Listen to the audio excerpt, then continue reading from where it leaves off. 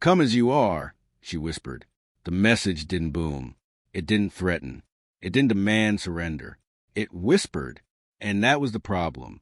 Because when a voice the size of a moon slides into every speaker, every phone, every headset on Earth and breathes 4 soft words like that, humanity does not react calmly. Humanity spirals. Within minutes, military analysts were debating whether it was psychological warfare. Linguists argued over tone. Religious leaders called emergency sessions. Social media crashed twice. Come as you are. Was that diplomatic minimalism? A trap? A dominance ritual? One general suggested it meant no weapons. Another insisted it meant no disguises.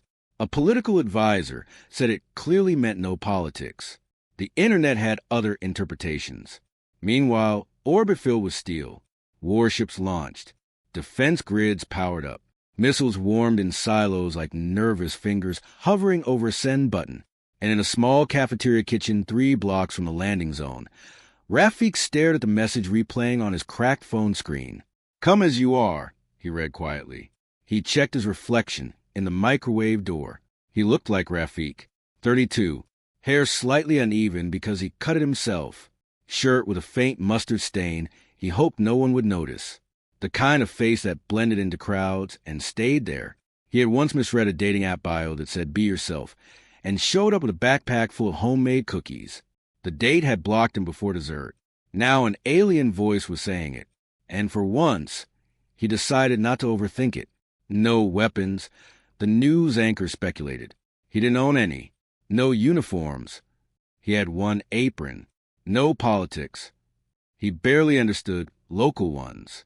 He opened the fridge. If someone invited you somewhere important, you didn't show up empty-handed. His mother had drilled that into him before she passed. Weddings, funerals, awkward apologies. You brought food. Food softened edges. So he packed lunch. Not fancy, not symbolic. Just what he knew. Tuna sandwiches with too much lemon. Homemade flatbread. Pickled carrots. Brownies he'd made at dawn because stress baking was cheaper than therapy. He wrapped everything carefully in foil. He hesitated, then added extra napkins. Prepared. That's what this was. Preparation. Outside, jets screamed overhead. Governments broadcast warnings. Civilians stay indoors. Do not approach the landing site. This is a coordinated global response. Rafik put on his cleanest shirt. If come as you are meant vulnerability, then fine. He would come as a cafeteria worker with slightly overseasoned tuna and chronic self-doubt. The alien craft descended at noon. It didn't burn the sky. It folded space like someone smoothing a bedsheet. A vast silver structure hovered over the city park, elegant and terrifying. Defense systems locked on. 42 warships in orbit-aligned targeting solutions, and one human boarded a bus. The driver glanced at the foil-wrapped bundle in his lap. Picnic? Something like that. The landing zone perimeter was chaos. Military barricades, armored vehicles, drones slicing the air. Rafik approached the outer line. A soldier blocked him. Areas restricted. He lifted the lunchbox slightly. She invited me. The soldier blinked. Who? He pointed at the sky. There was a pause long enough to be uncomfortable. Then every electronic device in a 100-meter radius crackled. Let him pass, the whisper returned. The soldier swallowed. Rafik walked through layers of armed tension, like a man arriving late to a barbecue. The craft opened without sound. A smooth ramp extended downward. Light shimmered, not blinding, intimate.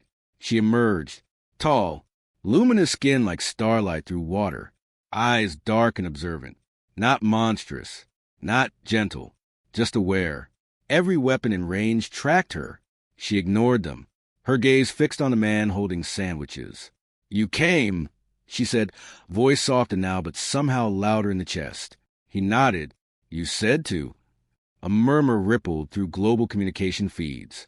Heads of state leaned closer to screens. Military commanders held their breath. She studied him. No armor, no insignia, no bioenhancements, no pheromone masking, no neural dampeners. Just a human with foil. You understood, she said. He glanced around at tanks, missiles, hovering drones. I thought you meant, just be normal. Normal, she repeated, tasting the word like it might dissolve. He held up the bundle awkwardly.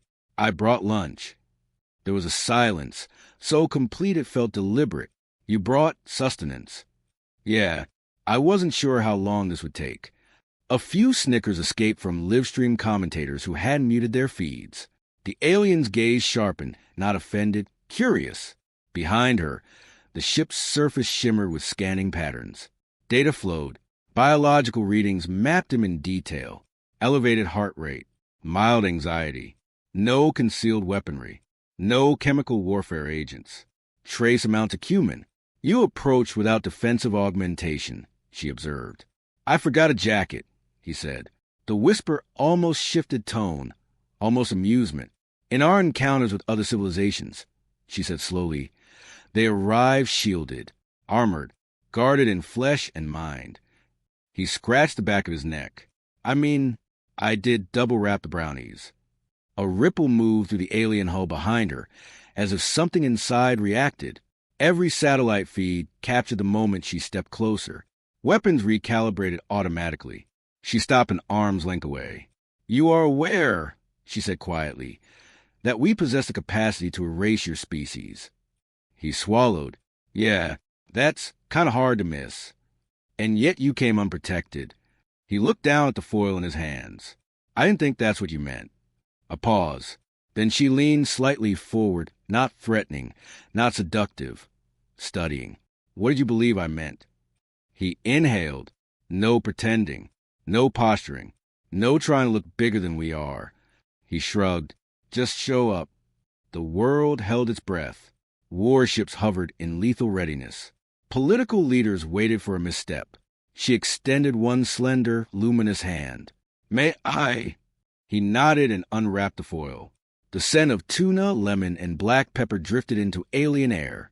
Sensors flared. Chemical analysis cascaded through her system.